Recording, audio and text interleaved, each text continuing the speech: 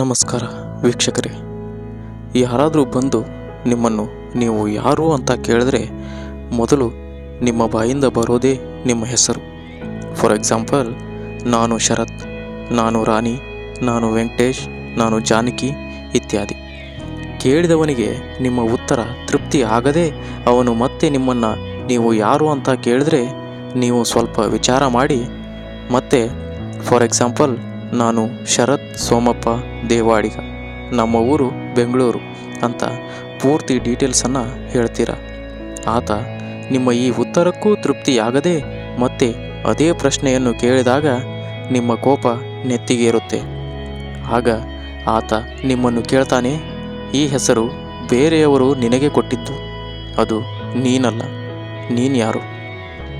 ಈಗ ನೀವು ನಿಮ್ಮನ್ನು ಕೇಳ್ಕೊಳ್ಳಿ, ನಿಮ್ಮ ಹೆಸರನ್ನು ಬೇರೆಯವರು ನಿಮಗೆ ಕೊಟ್ಟಿದ್ದು, ಆ ಹೆಸರು ನೀವಲ್ಲ.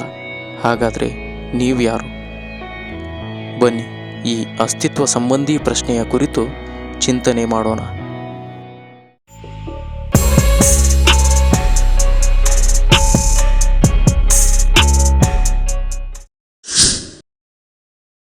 ಅಷ್ಟಾವಕ್ರನೆಂಬ ಮಹಾನ್ ಋಷಿಯು ಜನಕ ಮಹಾರಾಜನಿಗೆ ಈ ಅಸ್ತಿತ್ವ ಸಂಬಂಧಿ ಪ್ರಶ್ನೆಗೆ ಉತ್ತರಿಸಿದ ಕೃತಿಯೊಂದು ನಮ್ಮ ಪುಣ್ಯಕ್ಕೆ ಇನ್ನೂ ಇದೆ.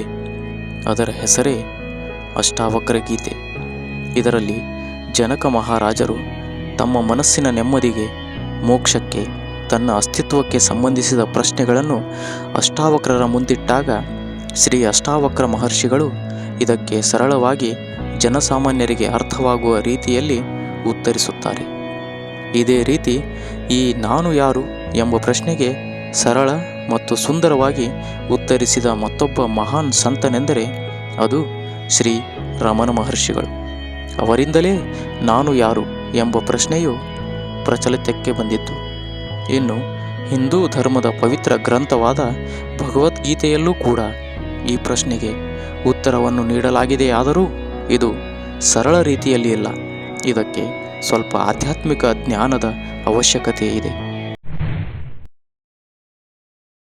ಮನುಷ್ಯ ತನ್ನ ಬದುಕಿನುದ್ದಕ್ಕೂ ಹುಡುಕುತ್ತಿರುವುದು ಸಂತೋಷ, ನೆಮ್ಮದಿ, ಶಾಂತಿಯನ್ನು.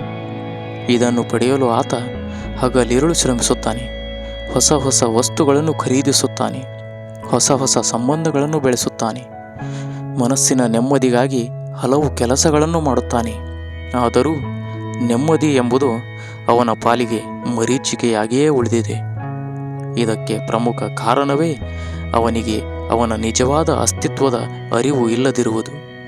ನಾನು ನಿಜವಾಗಿಯೂ ಯಾರು ಎಂಬುದು ನನ್ನ ಅರಿವಿಗೆ ಬಂದರೆ ನೆಮ್ಮದಿ, ಶಾಂತಿ, ಸಂತೋಷವನ್ನು ಹುಡುಕುವ ಅವಶ್ಯಕತೆಯೇ ಇಲ್ಲ.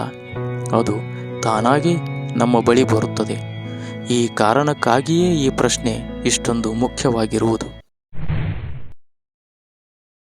ಈಗಾಗಲೇ ಹೇಳಿದಂತೆ ಬೇರೆಯವರು ಈ ದೇಹಕ್ಕೆ ಇಟ್ಟ ಹೆಸರು ಅದು ನಾನಲ್ಲ.